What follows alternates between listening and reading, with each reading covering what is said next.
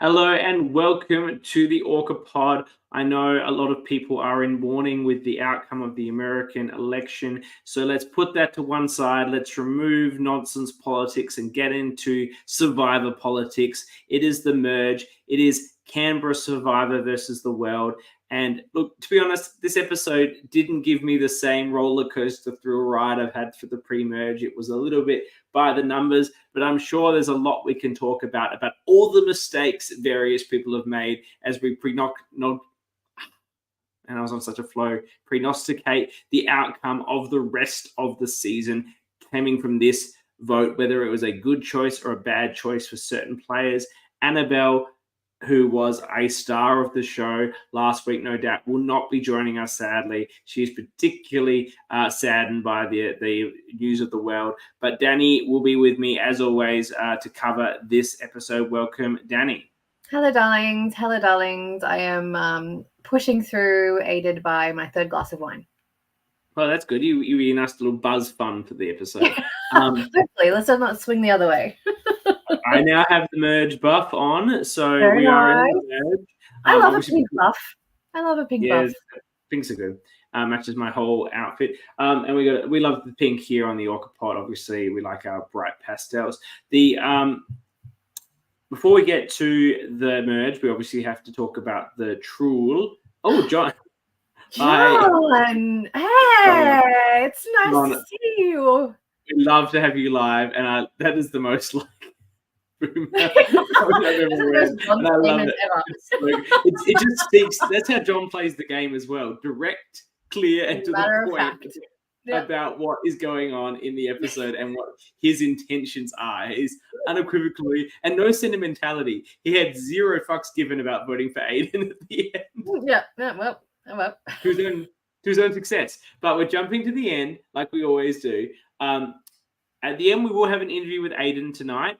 Squin and Amy were unavailable, unfortunately. But what I think we will do is next week I might have Squin, and the week after Amy, just to kick off the show, and then we'll get on the coverage and then have the whoever gets booted from the merge in that week at the end of the show moving forward. But we will have Aiden on later.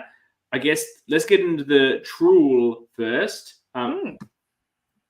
Loz is here. Lauren. Let's talk about Lauren. It's Loz in Papua New Guinea. How very interesting. Oh. Hey, a long holiday? I'm not sure. So the trual. I'd never thought about the etymology of the word jewel until they started calling it the trual, and how duo to jewel, it certainly has a two-person connotation. Did you enjoy the final trual? I did. I love that it's like a classic, again, it's sort of a classic challenge, having that add up to the top of the thing up there. Like, I liked it. I didn't wasn't overly excited by it, but I love a classic survivor challenge. I also enjoyed it. I thought it was a good concept. The thing that made it a little bit lackluster, and this probably speaks to this episode a little bit, whereas like you're looking forward to a great battle and then it sort of gets won in a changeover, and that's fine. It's a live transition, but it makes it a bit of an anticlimactic end. It does. When two of the players can't really just make the changeover, and then John. Now John did the smart thing. I've always thought with these games, when they say you've got 10 seconds to do the changeover, wait to the last minute. If it's a live transition, let everyone else fuck it up before you have to give your attempt. Absolutely. Do we think Nick trained him in that situation? I don't think Nick has ever had to. I know, but Nick's so savvy in challenges. Like, I just do think there's like a little bit of coaching. I don't know if John is the sort of guy that would have been like, I need coaching on physical activities. True. He might have wanted some coaching on the game, because I don't think he's a student of the game. As some go to Mar, you say. Okay, so you went to Mar for the gameplay, and you went to Nick for the skills in the challenge. But he did win. No shade, Nick. No shade, Nick. Your game was fabulous. Sorry. It was fine. Like, Mar deserved to win. The Nick was a beast in the challenges, and obviously now his dad is shown to be a bit of a beast, at least in this particular one. With two people eliminated, we need to go to the scoreboard. So presently you have 4 points on Maddie, and you had. Do you have any of these people? No, you don't. So have you still only lost Maddie? That's unbelievable. You're looking good for the dinner. I have now lost Anthea, and I have lost Amy. First do Squin. So Squin's finishing position is what? She's fifth out, fourth out. Fifth. It's all right. 1, 2, 3, 4. Fifth out. So that's 5 points plus. But she only had one vote, her own vote against that wasn't for her on her travel. So that's a 6. And Amy is therefore 6th out, and I think Square might be 4th out. I think I've stuffed that up. 1, 2. Oh, she is. All right, sorry guys, we'll just make that a 5. And I'm sorry, help with the math. I'm sorry. yeah, that was no help at all. And Amy, you need Jules here. You need Jules for the numbers. Sorry. Amy is 5th out, and she also got 1 vote, not for her, so that's a 6 points there. So we'll obviously come back to that later with Aiden. The trual is finished, and now look, we'll have to ask the people. We'll ask Aiden when he comes on. Canberra Survivor is famous for not making people sleep rough the night in between. Sometimes going back to hotels and then not coming back because they go out partying and they're hungover, as they famously. What that guy's name was in season 1. Never came back. Didn't make the merge in the end because he didn't show up because he was too hungover. Sick, but sick because he was hungover. And last season, people were able to stay in a tent or go back to their own lodgings or what have you. I think going back to your own lodgings would be a mistake when there's other people hanging around. Absolutely. Build bonds, but we'll get that. I'm not a huge fan of that, but they did all look very fresh and refreshed. And John comes in, and in true John fashion, just goes absolutely for that potential idol. And zero fucks given. Zero. It's a fantastic move. It's well. I mean, it's not like what have you got to lose at that point? Embarrassment because you can't untie the thing. Well, I don't think John is easily embarrassed.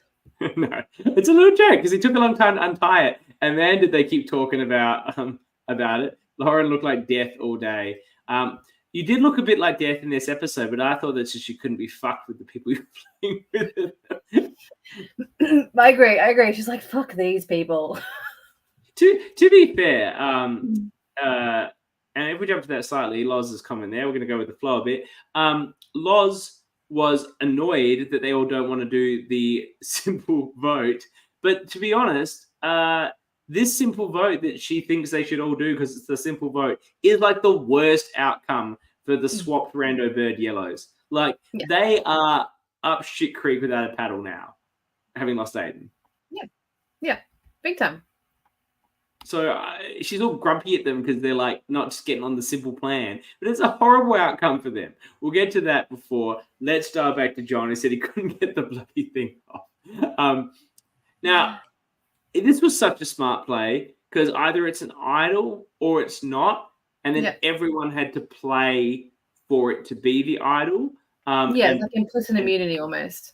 Yeah, and they split votes, and it could have resulted in Aiden's favor if Aiden had voted differently. But I'm so curious to pick his brain about like what, because he just didn't want to go.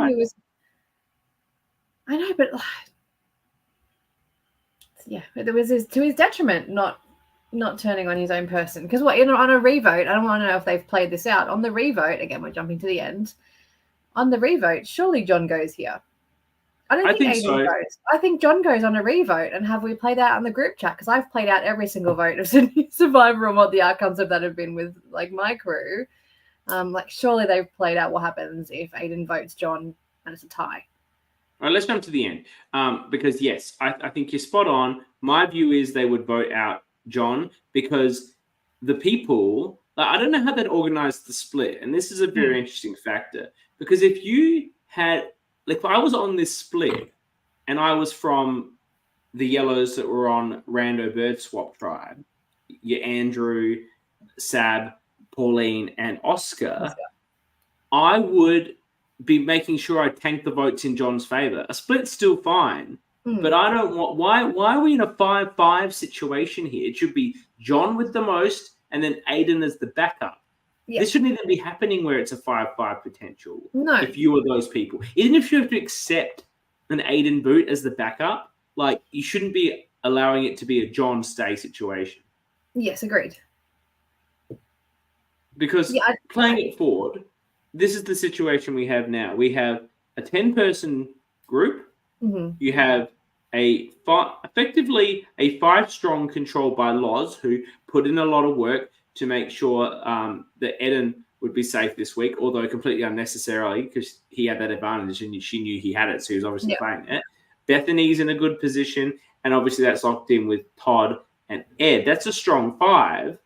Now you have a 5 on the other side, which is the old rando bird yellows, plus a John maybe, but John's a real free agent here. Is he going to go back to the guys that betrayed him? I don't know. And on the next time on, Aiden's looking to spice things up once again, and maybe he will. And building a bond with John and perhaps making something happen. But I just feel for everyone that wasn't in that power core, this was an absolute worst outcome. I guess if it was going to be John or Aiden working this through, are both of those options just horrible for them? I think Aiden going is like worse because he's more malleable. I feel like he had really developed something with Oscar. I feel like although that's for the other side, isn't it? I'm trying to play this out. I guess the point I'm making is that John, like they had Aiden, now they have John, and John, of course, was voted out by those people. So they might still have John. But I think what you say is malleable is a great example. Even in this episode, Aiden talks about how John was his absolute number one and that he could trust him absolutely. But the way John was playing the game was making it difficult to build new bonds, to build an alliance. John really snook at him in this option. Like John didn't give him any room for movement. And John's not. Well, he's a conundrum here. Like I was about to say, he's not a flexible player, but he's super flexible. He moved into the swap situation and made a really dynamic, flexible move by flipping onto the yellows. And if it wasn't for the combination of play of Bethany talking about what sort of survivor game Loz wants to play, the feminism aspect, and also the things with Aiden and the advantage that he found, it could very much have been John in a 4 strong with those people. So John's in such an interesting spot because he's basically been betrayed by everybody. So where do you go? I don't know if he's the next best target. Like he's the simple target, but surely some of these players. He is the next target. I don't think he is. I think the people who didn't necessarily get what they wanted here, like the players like not Oscar. Like I mean, all the players who wanted to do something else here, but then were shut down by the laws of it all. Who was just play simple, stupid. Will want to do something here. Like they're not going to want to happily sit back and be simple. Like at this point in time, you've got it, and Oscar says it in this game. I want agency for myself. At this point, he hasn't made any moves for himself. He's been a part of a core thing and made group moves, but nothing on his own accord. At this point in the game, you have to start taking agency for yourself. So I don't see John in danger here. I feel like that. You see it in the flash forward whether Aiden and John make a duo and just cause chaos for the rest of the game, which would be fun. I think everyone starts to turn back on themselves from here. I think there'll be players that look at John as someone they could bring to the end. I think there's a danger in this because I think he has Gabler potential to sort of blow it out of the air. Oh, this guy's not going to win, and then just has a great speech. Talks about how forthright he is. He made moves. He found an idol, played it. Wasn't a real idol. Doesn't matter. Flipped on one alliance. he's done things. It's not like he's a goat. So yeah. I think he's not a goat. But I think it'd be a mindset that he might be an unpopular winner. If you bring it, obviously he's also got the coming back from the Swamp of Sadness. So there's a few options there that I've just got to disconnect something. If you take it, Danny, what it is. What are we talking about, John? No, I'm good. I was focused on what you're doing. Sorry. No, I'm good now. So I think that's an interesting factor. What should they have done? Like, if you're Oscar's crew now, somebody was throwing out Todd's name. Was that an Aiden plan, or was it Oscar thinking about that? I think that was Oscar. I think Oscar was. Really I don't mind. I thought that was smart. I was like, "Oh, that's a smart move." Like Todd's in everything. Everybody talks to him. He knows where things are at all times. No one's really seeing him as super threatening. Oscar's read of Todd here was fantastic. I really enjoyed that read. I thought that would have been a very smart move. I just don't think there's enough people who calculate Todd as a risk yet. Because he is the thing is that Andrew, Pauline, Sab, they're not dumb players. You also add in that Pauline has her confessional about how she's concerned she'll be perceived as a goat, that she hasn't done anything yet. I don't think you really need to be worried at final 11 if you've done anything. Like, that's not the time to start building the resume. I think there's plenty of time. It's time to start thinking about it, though. You get to merge, and you're like, all right, you've got to start thinking about your way to the end and getting there. I mean, you don't want to get all the way, like, thinking too far ahead, because then you just kill your own game right in that moment because you're too far ahead of yourself. But you've got to start building a map from merge. But you tell me, from the content we saw, and I can't see the answer in what I saw, what stopped a group of the Rando Bird Swap Yellows joining with Aiden and John and voting for, Bethany as an easy option? But if not Bethany, something a bit more bold, like a Todd or an Ed. Like, what stopped that from happening? Loz. But they don't. Who's okay? So Loz stopped it because Loz is which of that group is? I don't think Andrew's. I think Andrew knows that Loz isn't a fan after one shot with Loz, and Andrew rebuffed her, and that's never happened. And I think Andrew feels that. She knows it. She threw enough of her weight around with the people who trust her, and then they went off and did their thing, and they were like, "We're just keeping it simple, stupid." So who is it? Is it Pauline? Is it Sab? Is it Oscar? Who is Loz affected on the other side there? I think she affects Ed, who then affects Pauline. That's my read. Okay. And then it goes, and then Pauline and Oscar, I think, have a similar train of thought, so they're gonna get together and chat about things. That's my read. I think it's not super obvious, but that's in. Yeah, and I just don't think Andrew has enough people here to help him do anything he wants to do, which is unfortunate because I think he has like some great gameplay in him, which we've seen. Everyone thinks he's way too. Everyone thinks Andrew's way too shifty. Way too shifty. Yeah, no one trusts him. Exactly. So look, his advantage in Exile was that somehow a group of the power went to a group, like two people who really weren't big players, and a guy who was happy to sort of just chill but also play a very strong game. And he made an alliance with them, and also the sassy dude, and they were like a 5. And he was in there and could really do what he wanted.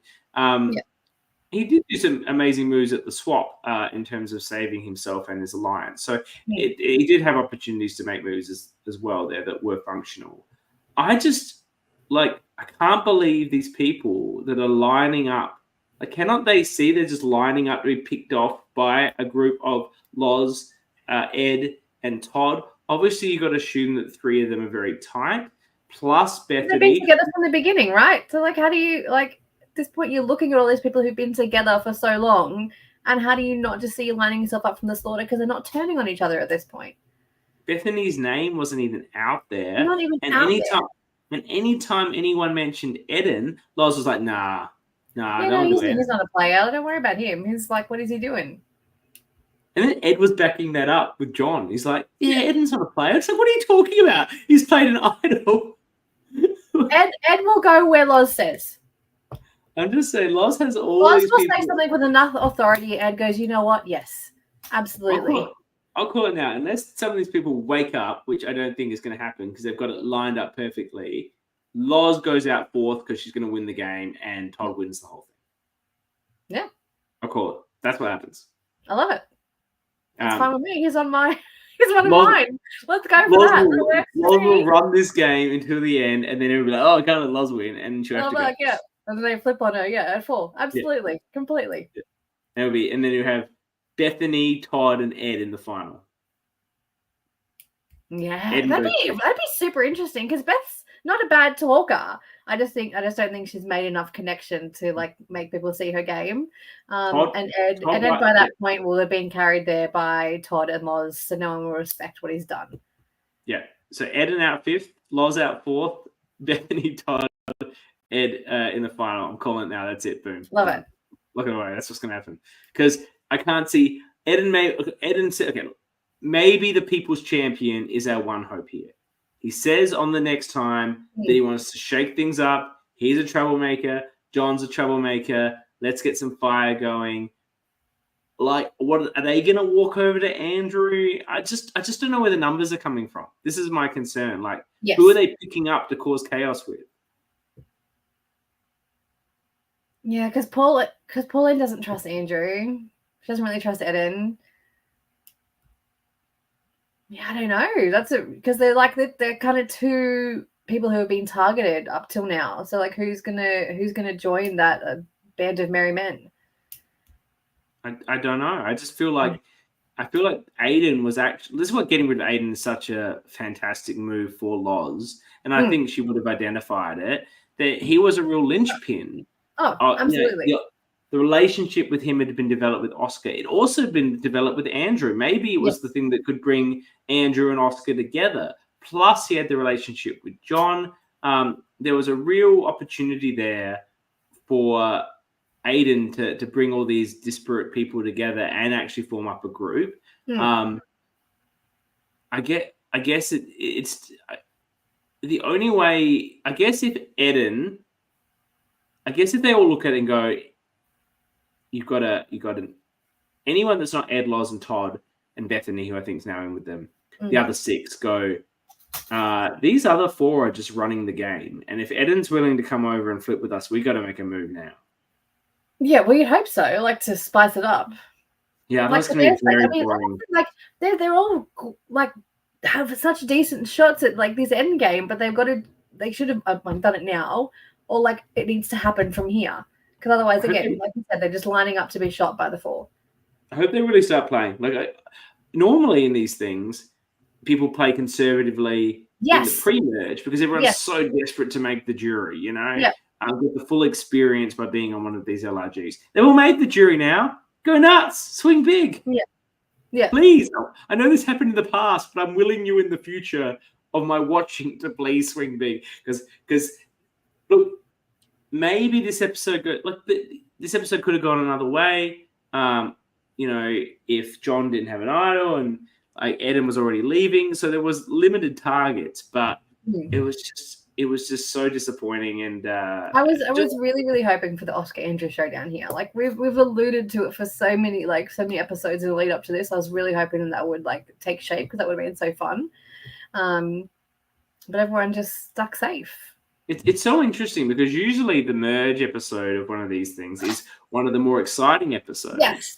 But I think, as we said, this is probably the least interesting episode we've watched, and the first 5 was so good because it was so like spicy and interesting, and this was that run of the mill stuff. So the hope is they can bring it together. Why don't we talk a little bit about the challenge? Loz absolutely dominated, but this one. Now, one person, I think it was Aiden, correct me if I'm wrong, just had his foot on it in such a weird way that was never going to be of benefit. Who had the side-on foot? Yeah, Aiden. Yeah, no good. Yeah. It's a crazy way of doing it. I think that makes it 10 times harder. Yeah. Oh, Loz looks so dumb. Yeah, Aiden was like side-on. I was like, how do you get comfy that way? Especially because it's long ways. You're not going to ever get like enough grip on it to do it like that. I love the girl power in this. What it was it Beth and Loz at the end for the last two? I mean, I love a bit of girl power. Yeah, Loz just super comfy the whole time.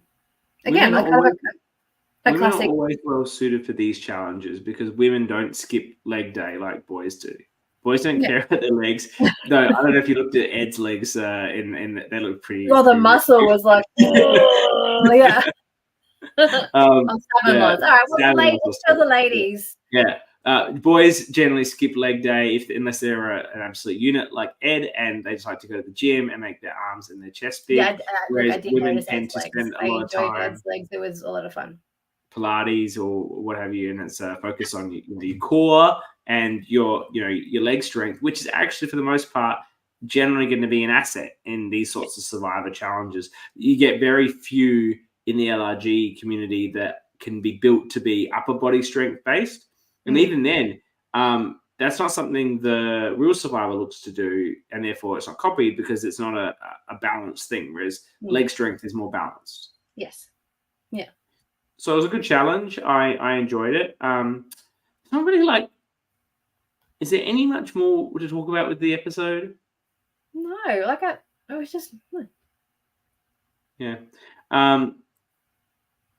It just sort of flowed, and it was it was an uninteresting vote in the end, and I just hope that it hasn't made. Look, I get it for all of you on the top. Amazing job, Loz. That's for you. You completely got the outcome that you needed and destroyed it, and now could be in a completely wonderful position. It's left with the People's Champion to see if he can spice it up. Now, Aiden is backstage. Aiden, do you have a camera that we can bring you in? He is here. All right. I think let's bring Aiden in because we can talk a lot about the different parts of the game that weren't just this episode as well as this boot. Bringing in the first member of the jury, first person out on the second day. He had a lot of trouble early on. We didn't rate him very highly on this show. He went very late in the draft, but that was his own fault for giving us a confessional video where he basically said he can't make friends with people and he's an extreme introvert and also really just downplaying himself. So he didn't come across as a threat or someone you'd want to look into. And he had a very near miss at the start, but he managed to rebound incredibly well. As he said in his exit, if after getting those 4 votes at the first tribal, you told him that he'd get to the jury, he would have slapped himself. And to get there after such a challenge, as I say repeatedly, you want to make the jury. You want to be part of the whole experience. And he made it. He made it the hard way, and I'm sure he's very proud and can't wait to speak to him. And we're bringing him. Welcome, Aiden. Hey, how you guys doing? Hey, welcome. Good. So, how much time have you spent in the last couple of years just absolutely dwelling over staying loyal to John? And a little bit of time, yeah. I mean, obviously, it was a big mistake. There's no shying away from that. I screwed up pretty badly to get myself voted out there. But you know what? The good thing for me is that I had plenty of other mistakes to keep that one company. So I haven't spent too much time stressing about that particular one. I've got all the other ones to worry about as well. But no, in all seriousness, in the aftermath of the of playing the game, you do reflect on things a lot and you think about what I could have done differently. But time heals all wounds, and I'm pretty at peace with everything now after 2 years nearly, I think it's been. So yeah, feeling good about all of it. Did you promise John you wouldn't write down his name? Was it something like that? What did you think was happening at the vote?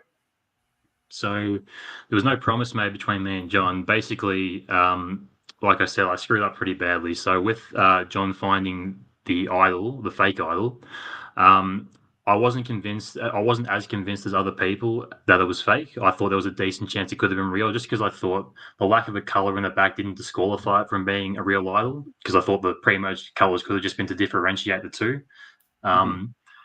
So I sort of went around during that vote knowing that people did want John out, but me personally not wanting to lose probably my closest ally at that point. I was sort of talking up the fact that John had the idol quite a lot. And I was trying to get people to just shift votes away from him in any way I could, because it was pretty clear to me that they wanted him gone. Unfortunately, somewhere along the way, I sort of forgot that the idol might have been fake. And by the time I walked into the tribal council and had an idea that I was going to be a split vote, I sort of thought the idol was real, and being the split option, I didn't think I could put my vote onto John because it wouldn't count. I sort of had to vote somewhere else and hope for the best. And obviously, the other thing I didn't realise was that the votes were going to be 5-5 on me, because obviously in that case, if I would have voted for John anyway, because there would have been no choice regardless of whether his idol was real or not.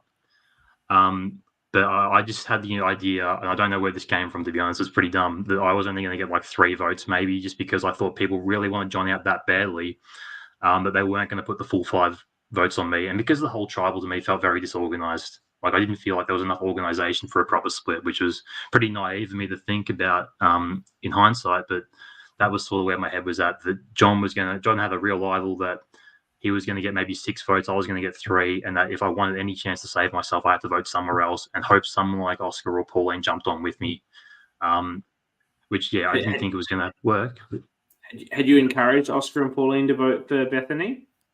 no, because I didn't actually realise my name was out there until we were right outside Tribal Council about to go in. So I got pulled for a confessional really late, and by the time I got back from that, everyone had already gone to camp. And so I had to sprint like 100 metres up to Tribal to try and get there in time to talk to people. And the big thing I regret about that is that when I went there, the person I was going to go straight to and ask, am I okay, was Oscar. I walked straight up to him, and as I got to him, Todd came along. And I was thinking, shit, should I pull Oscar aside one-on-one and just ask him what's happening? I decided not to, because I didn't want to make it so obvious the two of us were tight. And then I didn't ask him. And I think if I pulled him aside one-on-one and asked him, am I going to be okay, I think he would have told me the truth, and I would have known to vote for John. But I made that mistake as well, to not pull him aside. And so, the rest is history. The tales of LRG contestants is littered with, I got pulled off for a confessional at the wrong time and missed a conversation, or wasn't able to get the right conversation in the very limited time before having tribal council. So you're not alone in that situation. Do you think, as we've postulated here on the program, that had it been a split vote and obviously then a revote, that it would have been John going and not you? Pretty much certain it would have been John going. As far as I know, everyone really did want him out, or at least most people were happy to see him go, just because of the way he played. He'd been voted out once before.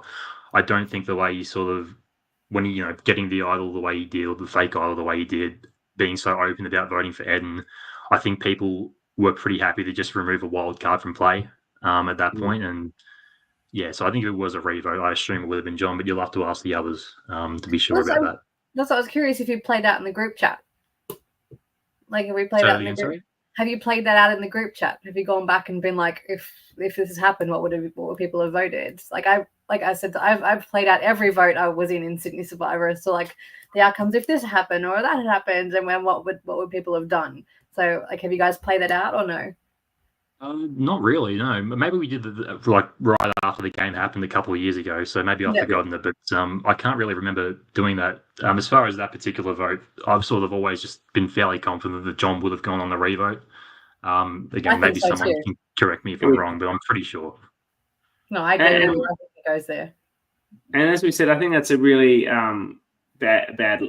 And again, as you say, John was wanting to vote for Aiden. If Aiden had noped his way out of there, maybe John votes for Aiden, and then it is again an even. It depends where Aiden's vote's supposed to be, but it's probably on you or John. I don't know. So it could have been different again. It could have been even if he hadn't done that. But I do think you could have had some real opportunity to move forward in the game had you not gone out in this circumstance, which was so close, which I think all came down to the relationships you were able to form, which I think is, the cornerstone of the game you played. I think it's really interesting because if we go back to that original video, as I called up when you were coming on, you talked about being introverted or not making, you make good friends. You have a lot of good friends, but making new friends is not as easy for you. And you focus on the game, and you're probably thinking you're going to be more of a strategist, like that would be your style coming into the game. But you never really got a chance to a lot of strategy. Instead, you just managed to form really good bonds with a lot of people. John and Squin at the beginning, and then with Oscar as well. Did that surprise you that your actual strength in the game was your social? Good question. Before I answer that, though, just to go back to what you said at the start, I've sort of found out since that I think John was actually going to vote me the whole time at that vote, as it turns out. I think he might be tipped off. Yeah, I think I might have been. He might have been tipped off to vote for me by someone. But you'll have to talk to him about that. To go back to Yeah. your question, yeah, definitely, I guess, panned out differently than I thought in terms of the way I played the game. But I guess if you told me that I was probably going to make a few, close allies, I probably would have been really happy with that actually going in, because that was definitely the thing I was most concerned about, how I was going to sort of connect with people. And obviously, at that first vote in particular, I didn't do a good enough job of connecting with the entire tribe, only just a small faction of it. But being able to form, 3 or 4 close connections while I was out there was probably better than I would have hoped for going in. So it was probably just a bit of a shame I couldn't, do a better job of connecting with people more on the other side of the game, I guess. If I'd done that, and I'd sort of kept those strong relationships with people like John and Squin, Pauline, Oscar, maybe things work out a lot differently. But obviously got off to a bad start, that first vote, and then didn't really get wasn't really able to sort of fully capitalize on those relationships when I did make them. I don't know how much that is a bad start. Like, if you looked at the situation, 4 of them found an advantage together. Aiden was already, based on his pre-interview videos, wanting to form an alliance with women. He managed to find the advantage with 3 of the women. You had formed a strong 3. Normally, you think a strong 3 is going to be enough in a tribe of 8, like you can pull in 1 or 2 people. But very quickly, you had your 3 and they had their 4. So it's not that you did. I don't think there's much more you could have done, like, in terms of the start. Like, that was, unless you knew about their 4 and pulled in Jay and like approached that whole vote differently. But how could you possibly known that? I think that you hit the ground running in a fantastic way, to the extent that, and I'm sure this felt really great. I'm sure you were shit scared when you saw your vote name came up and 4 times, and then revote, and then your name's coming up again, and it's 3 times. And it's like, okay, well, it's going to be Rocks or we pick someone, and, goes to John. He's like, I'm not voting out Aiden. Full stop. Like, you must have felt great in that moment. Well, of course I did, because everything was going my way at that point.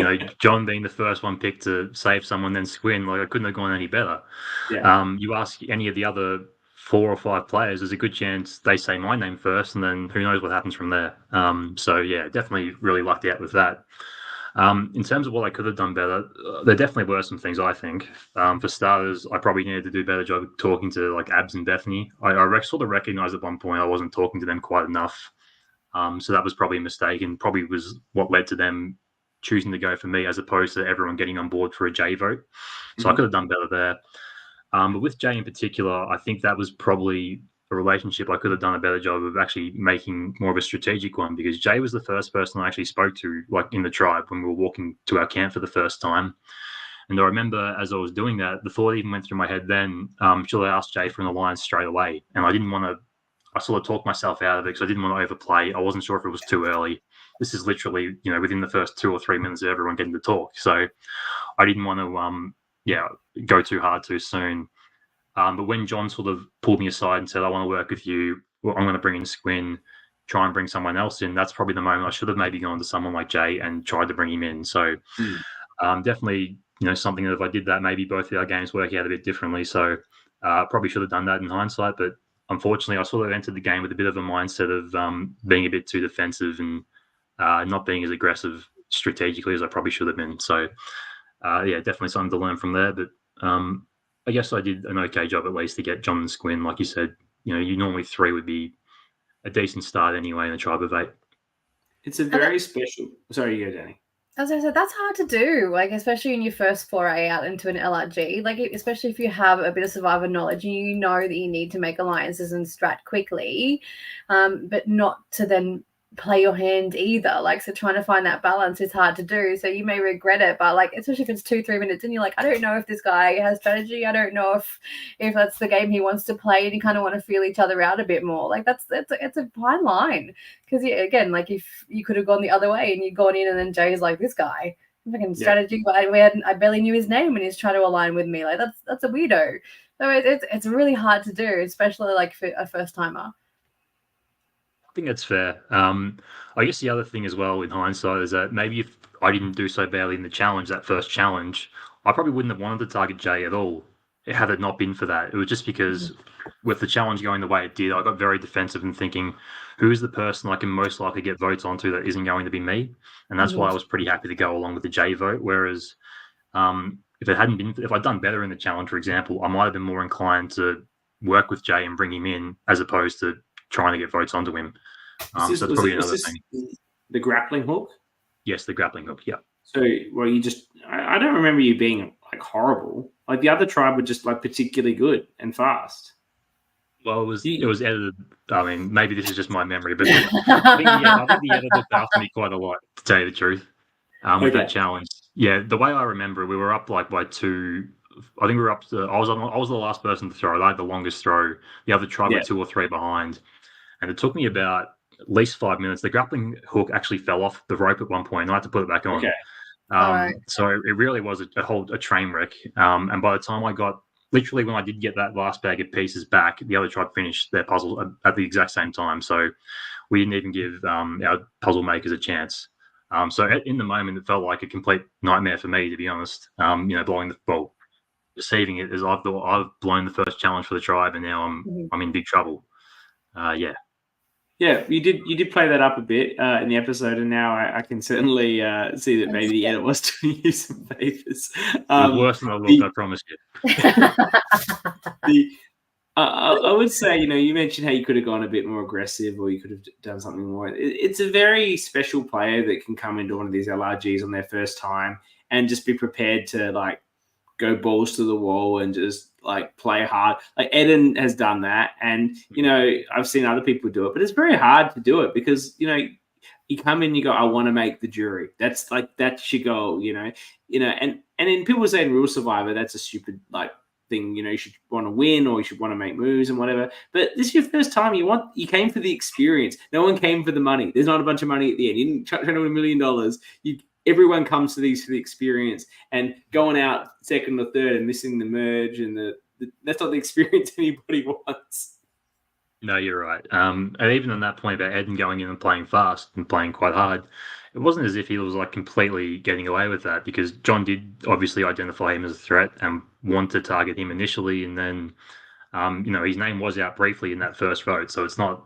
I think to your point, it's not as if playing completely aggressively is the perfect strategy either, straight away that early into the game. So you do just have to get the balance right, and I guess you got to play to your own strengths. And for me, that probably was taking my time a little bit more.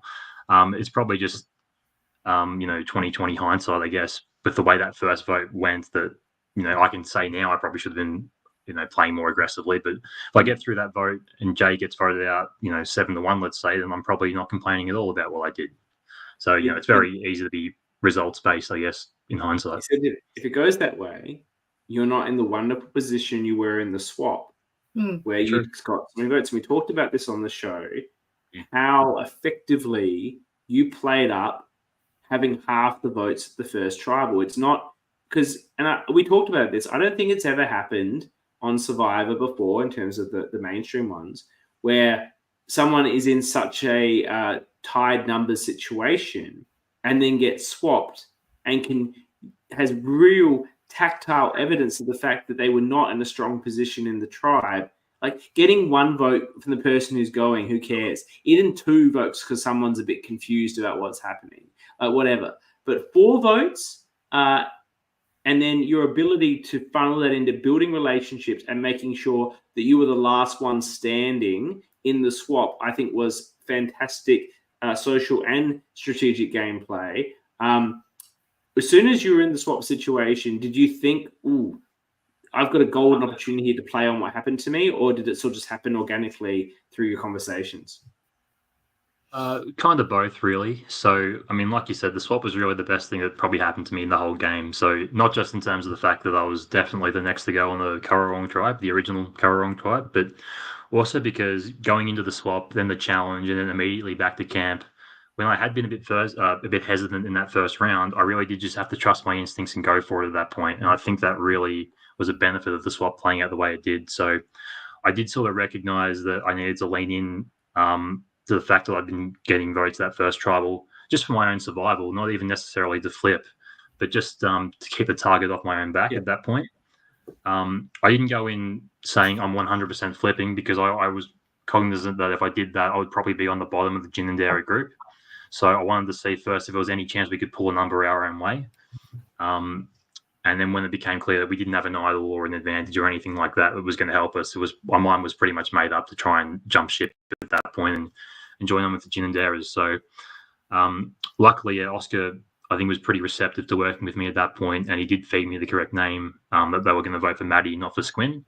And that really solidified that bond from there. So that's probably a big credit to him, honestly, as much as it might be to me, I guess, because he was the one who took that chance on me. Because I could have, if we did have an idol, for example, then there's no telling what could have gone wrong from his point of view. So he took that risk. Andrew made sure to tell the rest of his tribe in the next episode. Why is he telling Aiden? Pauline's here with the comment of compliments for you here, Aiden. She says Aiden and Squin had their alliance so well on the swap tribe, she literally thought Squin and Maddie were the type 2 until she watched the first episode. Well, that's good to hear, actually, because one of the things I was trying to do in that vote was protect Squin. So I don't know how much of this was due to me, like how much of the vote going on to Maddie was because of what I did. It probably wasn't that much to do with me, but I was telling people that I didn't actually know who had voted for me at that point because I didn't want to make it obvious that Squin was on my side. So I was saying to people, I know a couple of votes, but there were still a few I'm confused about. I think there was one point in the episode where Oscar asked me, like, do any of the other two have an idol? And I think I said Squin definitely doesn't, just to make her look less threatening. Yeah, and again, I don't know how much of an impact that actually had on their decision to vote for Maddie. But I was doing what I could to try and keep Squin safe as long as possible because I did like Maddie a lot. You know, I wanted to work with her at the start, but after she voted for me, and because I was aware from early on how much of a threat she was, I was very happy to see her go at that point. So yeah, I was doing what I could to keep Squin safe. On the vote after that, so you built a relationship with Oscar. You also seemed to, it took a bit longer, but it seemed like you were also building a relationship with Andrew. Was that the case as well? Yeah, so I liked Andrew quite a lot. During the Tangram challenge, when everyone was standing around trying to solve that godforsaken puzzle for half an hour, Andrew came over to me a few times and he sort of said to me, we're going to try and protect you as long as we can, we being the Gin and Dara 4. So they were going to try and take me on to merge. So I sort of got on pretty well with Andrew. I think in hindsight, he was telling me a few different lies and things as well. So he was sort of playing me as much as he was trying to help me. But yeah, we got on pretty well. That being said, I don't think it came up in any of my confessionals during the show, but if I was trying to target someone, it was probably going to be Andrew, actually, just because my instinct was that he was the person that the others might be most willing to flip on. Because as much as, like, I obviously did vote for Squin in the end, and I was happy for Squin to go rather than myself, I did want Squin in the game as long as possible. And I figured that if we were going to be able to get Oscar and maybe Pauline, for example, to flip on their starting tribe, Andrew was going to be the best bet. And the funny thing is, Oscar and I never actually discussed that at all. It turns out we were both thinking the same thing independently. If only one of you opened your mouths and said it. Why? We talked about this last week. Why were you not coming with Squin to Oscar? We'll vote out one of these guys. Who do you want to vote out? He said, Andrew. You say Andrew. He's like, yeah, let's do it. I'll try and get Sam or Pauline. Why was that never sort of coming up as a discussion? Well, I think it would have if Andrew didn't win immunity at that double trouble. Of course. That's right. So that was my plan, to try and get us to vote for Andrew. But I never wanted to say the name. I didn't want to say the name to Oscar or Pauline just because they never made it clear to me how willing they actually were to flip on their old tribe. Yeah. Like, it was always something they were hinting at, maybe we'll do this, maybe we'll do that. But it's also kind of that saying nothing, kind of survivor speak where you don't really know. I didn't want to, because I felt like I was more likely to be safe over Squin, I didn't want to put my foot in it and ruin that position by saying the name of someone I shouldn't have. So I kept that thought close to my chest until hopefully I was going to have the chance to do it at that final pre-merge round. But Andrew won the challenge, and then it was pretty clear to me talking to Oscar that none of the other two were an option. So that's why I saw the Squin and I just had to vote for each other. If Andrew had come to you in that vote saying, you and Squin, I want to vote out Oscar, I'll bring in Pauline or Sab or whoever he's going to say, was that something you would have entertained? It was never something that was on my mind at the time, but if it was the difference between me and Squin staying or going, then I probably would have been open to it, to be honest. Yeah. Especially if Pauline was on board, just because I did trust Pauline a lot as well. So if I at least had one of her and Oscar around and sort of, making me feel like I was going to be okay working with them and Andrew, I probably would have been open to it. But I can definitely say it never crossed my mind because I did want to play with Oscar, after he showed that for me the first round. So the thought never came across my mind at all to turn against him at that point. Yeah, look, I don't think it would have made sense for you to be going to Andrew and throwing out Oscar's name because as you felt comfortable that it was probably going to be Squin and not you, that's just a good way of just getting the target turned on yourself. But I'm just sort of postulating for Andrew. Andrew gave us a confessional where he sort of talked about that he was considering it as an option. He may never have been. It may have been simply for editing purposes. But, he was obviously setting up an Oscar attack for most of the swap. So it may have crossed his mind. He didn't follow through, but I just wanted to put the question to you if he had gone that way. I think it makes sense. It would have been a shit thing to do to Oscar, but you got to do what you got to do, right? And your relationship with Oscar didn't help you in the end coming into this. And Squin might have been a bigger target than you at Merge, just because of her capability in challenges and target for them at Merge than Aiden. And her social game is obviously incredibly strong. Just through the camera, you can see how likable of a person she is. So not that you're not likable, Aiden, but I'm sure you understand what I mean. Some people just I definitely understand. No shade on you. There's lots of love for Squin. That's fine. There's plenty of love to go around. But yeah, I could see at the time how likable a person Squin was, which is why I wanted to keep her safe for so long. So I think if Andrew did propose that, and I felt like that was the way to keep me and Squin safe, I probably would have gotten on board as much as it wouldn't have been my preference at that point. The question I posed earlier that I wanted to find out. So in the prior 2 seasons of Canberra Survivor, in the break between pre-merge and merge and the night, people have, in the first season, they all went to hotels. Apparently it was raining a lot, but I don't know if there was much plan to have them camp. In the second season, I understand people were given a choice to camp or to go back to whatever lodgings they had. What was the situation here in season 3? Right. So on the site, there was a kind of a concrete cabin kind of thing, just a building really. So about, I'd say half of the people, a lot of the Canberra people went home for starters. For people who were local, they went and slept back at home. Maybe another 4 or 5 slept in that sort of concrete room, whatever it was, just to get out of the elements. And then I think I was the only one of the people still in the game to sleep in a tent out on the field. So yeah, that's where I was. But the thing that I always remember is I couldn't get to sleep at first because I pitched my tent. It was pitch black for starters. I couldn't really see where I was putting my tent down, but I put it right in the middle of a big rock and also up an incline. So when I went to sleep, I was sleeping with my back on a rock, and then I kept sliding down the bottom of the tent. So by the time I woke up in the morning, I was on the far left of the tent, like the bottom left corner, because I'd slid down and slid sideways off the rock, and it was just a nightmare. But to be honest, I couldn't complain because I was still in the game. So I was happy to, sleep rough if it meant still being there. Did that answer your question? Or? Yeah, it does. Loz says not me, Sab, or Pauline. Does she mean they're the ones that from Canberra that stayed in the cabin? Yeah, I reckon I remember seeing Lauren there. Did you think about going in the cabin, and that might be an opportunity to build some bonds overnight? In hindsight, it probably could have been.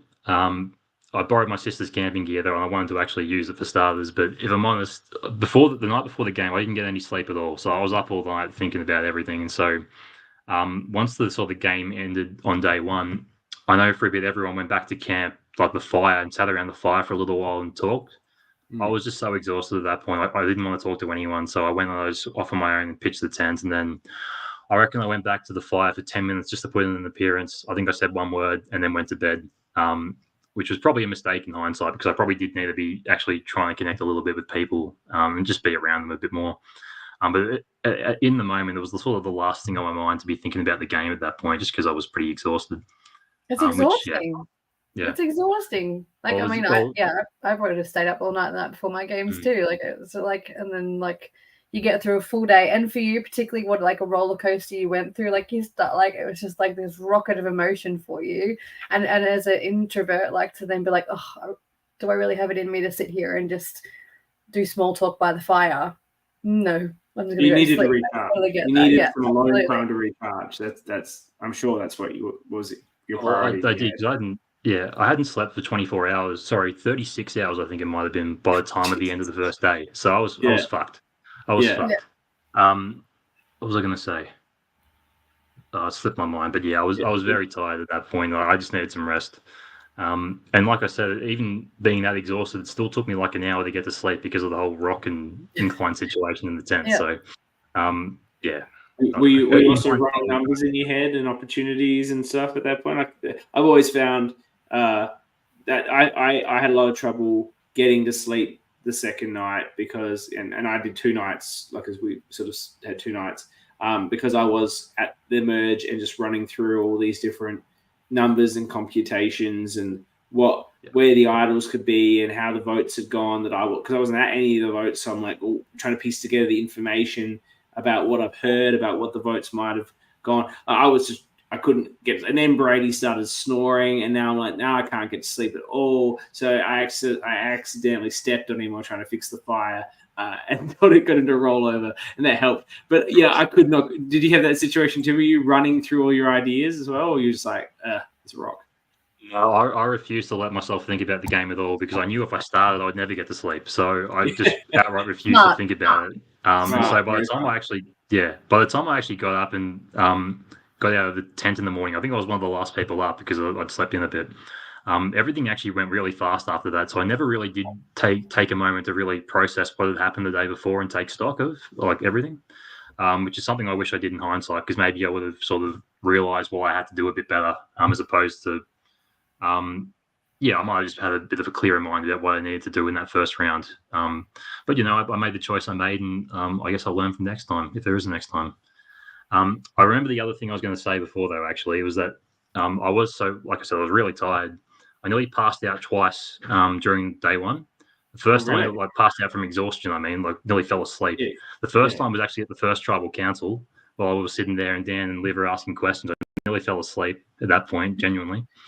And then the second time, you mean that sort of like heavy eye where you like can't keep your eyes open, like pretty much like a way, like in the movie Get Out, the sunken place. If you ever seen that movie, it was basically like that for a moment. I felt like where I sort of was in a completely another world, kind of, and nearly passed out. But anyway, and then the second time it happened was in that double tribal challenge with the coloured blocks and things. Yeah, you actually sort of see me in the episode after the challenge starts and people from my position were at the tables had to run out to the middle and meet up with people and talk about the colors and things. I had no idea what I was doing because I sort of zoned out for the entire instructions for the challenge. So I'm sort of walking out there and I'm really dazed, looking like, what the fuck's going on? That's why if you watch it back, you can see me just looking like, what the fuck am I doing here? I got no idea how this challenge works. And that was because I zonked out during the instructions. So yeah, that was what I wanted to say. That's rough. Not having that sleep. And Dani and I are both parents, so we understand what that's like to basically have no sleep and then that sort of like just zone out, or your brain's not working, or you just fall asleep from micro sleep. So absolutely understand where you're coming from. I made sure I had a couple of beers the night before I played because like I needed something to. I was like, I don't have too many beers because I don't want to feel like shit, but equally I need just something to just make it easy, shut my mind off and go to bed, because it's so difficult to not let your mind run wild, and you can't even compute anything because you don't have any information. You're just thinking about like playing the game. You don't have people or numbers or like you got nothing, so your mind just keeps going on. So I fully get it. Dani, do you have anything else you want to ask Aiden? My biggest thing for you is not so much about your game; it's about what prompted you to play. Like from your like pre-game video, it doesn't necessarily seem like it's your kind of thing at all to put yourself in this situation, like to be thrown to the elements, to be thrown to random people and make friends and play such a great game, but like it doesn't seem like, based off that video, like something that your type of personality would do. So I'm really curious as to how you found Canberra, what made you apply, all those things. So I guess the first thing to say, I was very negative in that video. I think with some of the things I said, I was You really were. I was a bit too negative. In I was like, hindsight, does this guy want to play or what's happening? no, I did want to be there, but I was an alternate actually, so I got called Oh, up. wait. Yeah, I was an alternate, so I got a call an email like 2 or 3 weeks before the game, and so it was probably like a week after that I was doing the intro video. And to be honest, my first thought when I got the call was I don't really feel ready for this, just because it was a bit of a it was a bit overwhelming, to be honest, when I first found out I might be in the season. And so maybe if I had the full sort of lead up to it, I might have settled in a bit more, because by the time I was actually going to the game, I was really excited and looking forward to it. But those that first week or so, I was pretty anxious and thinking, I'm not sure I'm going to be up to this, which probably came through in the video a little bit. As for what made me want to apply, so I was a Survivor fan. I'd watched most of the seasons at that point. I think during COVID, when there was nothing else to do, I watched all 40 seasons that were out at the time in like 3 months. So I was watching Survivor for like 8 hours a day. I did the same thing. Yeah. But one day I was on Reddit and I saw a post about Melbourne Survivor. Someone put up an advertisement for that, and I asked whoever wrote it up, what's this all about? They found that this Melbourne Survivor was a real thing. It was really cool. I watched Warrandyte, which was out at the time. From there, I heard about Canberra, and I think Backyard Survivor were the other two at the time. I watched all the seasons of those that had come out. And then just after I finished watching those, applications sort of opened up for Canberra and a couple of others. So I applied for those, and luckily I got in as an alternate for Canberra, and eventually got on the show. But it was just that. I'd also played a few online games of Survivor as well, and I was sort of feeling like, let's just see how this live thing goes. Sort of the next big challenge, really. So I thought I'd give it a go for all of those reasons, really. Okay. Had you watched? Have you watched the other LRGs in the real time? You mean the ones that have come out? I haven't watched any of them that have come out since Canberra, to be honest. I haven't really watched much Survivor at all since then. But prior to my season, I'd seen most of them, yeah. You seen Dani in my season? I haven't seen them, no. I can't say Oh. that, unfortunately, no. Put them on your watch list. Put them on your watch On list. your watch list, that's right, yeah. We've been you doing guys, I saw you guys are doing the rankings. I was going to say, you guys are doing the rankings, so I guess you got some pretty biased rankings for your own seasons, but I'm sure they're pretty good. I didn't. Yeah, the democracy voted on those rankings. That was at like 100 votes. People voted, and Dani's season was considered the 4th best overall, and of the 11. And my season, I can't tell you because we haven't revealed the top 3, but it's in the top 3. Mm-hmm. So this season's worth watching. Yeah, no, those results are not suspicious at all. Sure. Look, we do understand there is a lot of recency bias. That poll came out quite quickly after our season, so we understand the recency bias between it. But the People's Champion is a fan of my season. There he is. Fuck you. The top quality season. It's right. My other season hasn't come out yet, so you can watch that in real time. I'll get around to him at some point. I'll get around to him. I promise. I know, that's right. We take you right. So before we let you go, I'm going to add our scores to the board. Jules, who is in America and sadly not here to get your scores. So I've got a very convoluted scoring system. But this is a great outcome for Jules. Look, no offense, John, but I was sitting here watching the episode just praying that John would go, because Jules gets, and I've got John, because Jules will get, you came 6th, but she gets also the votes that weren't cast for you at the tribal, and there were 5 votes not cast for you. So that means she gets 11 points for you. She's gotten like her boots. She's gotten the ones. She got 8 points for the Jays. It's just like, come on, man.